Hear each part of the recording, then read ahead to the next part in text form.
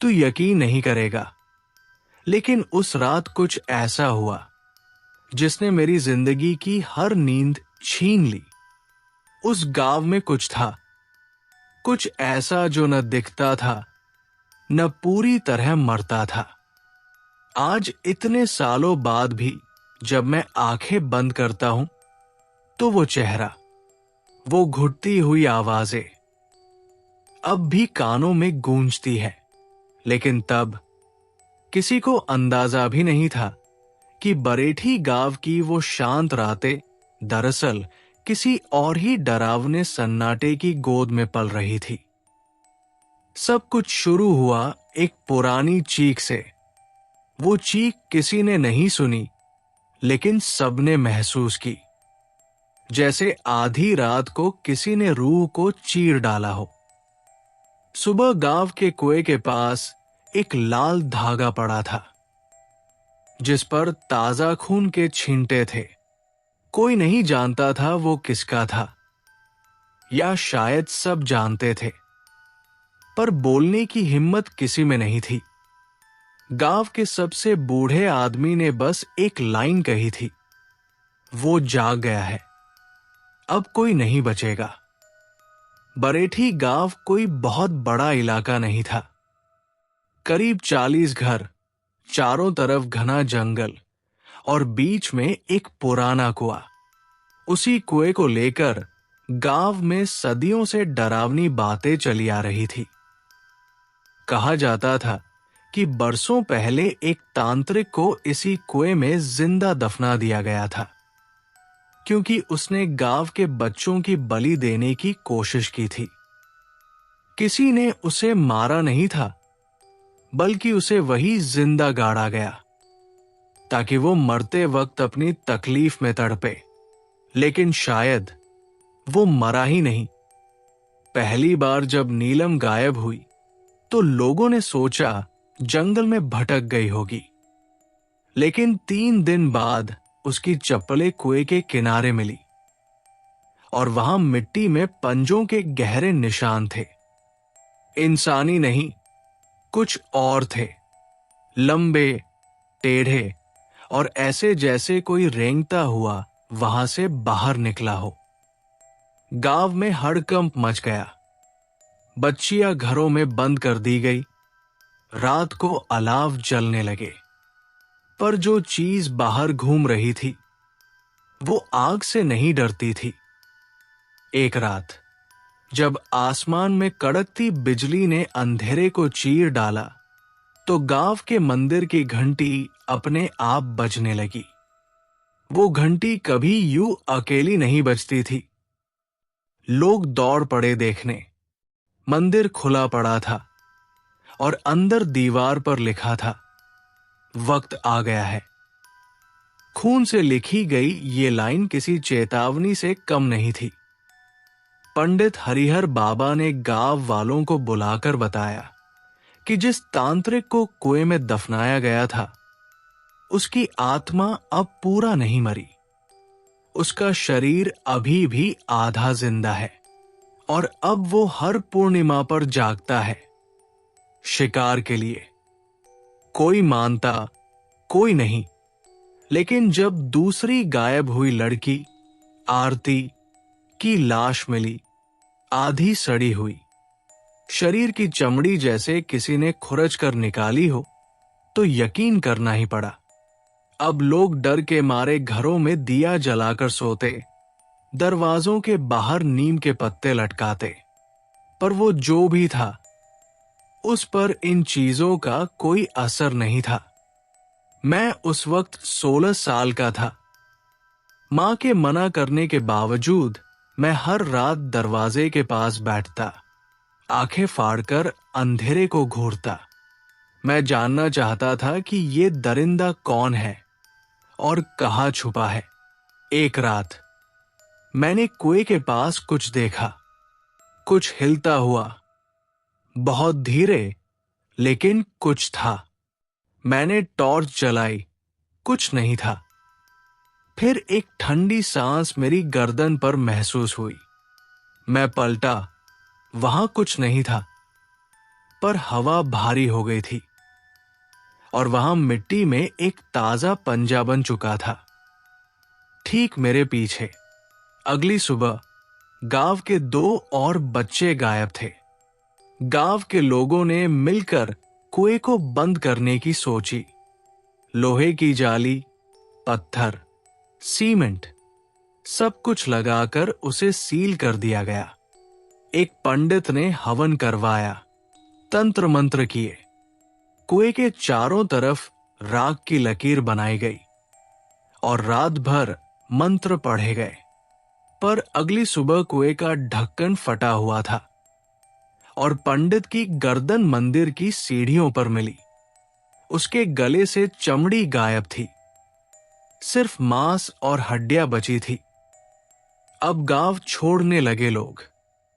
हर घर में सन्नाटा था। गली में बच्चे नहीं खेलते थे। अब वो गांव नहीं, एक डर का कैदखाना बन चुका था। फिर एक रात जब चांद पूरा निकला, मैं अपने कमरे में सो रहा था। तभी एक अजीब सी सरसराहट ने नींद तोड़ी। मैंने खिड़की से बाहर झांका। कोई आदमी खेतों में रेंगता दिखा, चारों हाथ पैरों पर चलता हुआ, जैसे कोई जानवर हो, या शायद वो इंसान था ही नहीं। उसकी चाल इतनी अजीब थी कि आंखें फटी की फटी रह गई। और फिर वो मेरी खिड़की की ओर देखा। उसकी आंखें चमक रही थी, काली, गहरी, और उनमें कोई पुतली नहीं थी, सिर्फ अंधेरा। मैं चीखना चाहता था लेकिन आवाज नहीं निकली। वो सीधा मेरी खिड़की तक आया और कांच के पार मुझसे आंखें मिलाई। और फिर वो मुस्कराया, ऐसी मुस्कुराहट जो इंसानों की नहीं होती। वो चला गया, पर मैं वही बैठा कांपता रहा।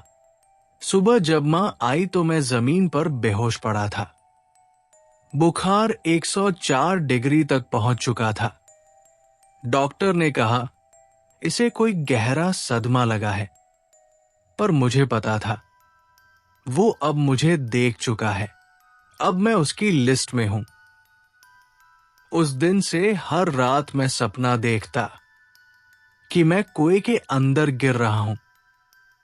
काले पानी में कोई चीज मुझे खींच रही है। एक चेहरा, बिना होठों का, मांस टपकता हुआ, आंखों में सिर्फ बदला और भूख। और हर बार मैं डर के मारे उठ बैठता, चिल्लाते हुए। फिर एक रात गांव की सीमा पर एक बूढ़ा साधु आया। लोगों ने उसे पागल समझा, लेकिन उसने कहा मैं उसे जानता हूं। जो कुएं में है वो अब पूरी तरह दरिंदा बन चुका है।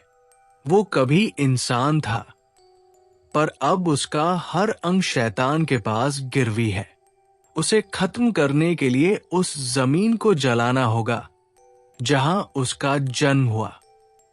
गांव के सबसे बुजुर्ग दद्दा जी ने बताया कि कुएं के ठीक नीचे कभी तांत्रिकों का मंडप हुआ करता था, जहां नरबली दी जाती थी। पर उसे सालों पहले जमीन के नीचे दबा दिया गया था। अब सिर्फ वही रास्ता बचा था, उसी मंडप को राख में बदल देना।